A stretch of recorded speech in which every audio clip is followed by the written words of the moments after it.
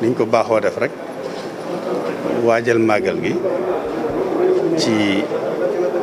anam yiñ ko daan waajalee li ci yokk rek mooy tolluwaayu jamono muy ay xat-xat yoo xam ne ay weer a ngi nii àdduna di ko dund Sénégal it am fu mu ci toll muy jafe-jafe yoo xam ni yàlla def na mosuñu koo dund ci màggal kon mu mel ne loolu lu bees la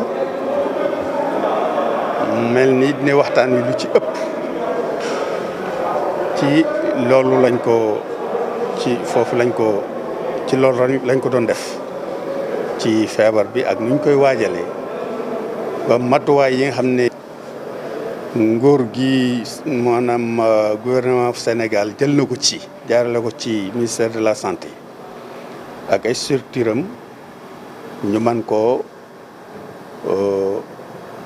mën a wàccoo ak moom ci niñ ko waxee loolu mooy ndigalul sëriñ bi fas yéene it jàllale ko ci askan wépp ba képp kuy ñëwit bu ñëwee fekk ko fi waaye buy ñëw àndaale ko xam ne loolu lu sëriñ bi digle ñi nga xam ne nag dañu dégg màggal gi war a wuy si ci woote sëriñ bi wala ñu yëg màggal gi yëg ne ci lañu ñu war a ñëw fekk si ko suñuy ñëw ñu xam ne ci contexte boobu la ñu war a ñëwee bàyyi ko xel fas nañ yéen it bu ñëwee loolu lañ fi fekk li ci des nag moom li ci jaam am li ci sunu cër ñun en tant que ay nit ay jaami yàlla rek mooy jëfandikoo xam-xam ak xel topp ndigalul ñu xam li ci des ñu tàllal loxo suñu borom ñu xam ne nag mooy dogal ci lu mu dogal ci ñu nit ñu nangu di ñaan yàlla ñëpp mucc loolu daal ci gàttal lañ fi wax li ci des nag ay waxtaan lu nga xam ne ni màggal gi daan doxe rek ci anam yëpp ci matuwaay yi ñu war a jël ci ndox matuwaay yi ñu war a jël ci sécurité inondation yi surtout ak période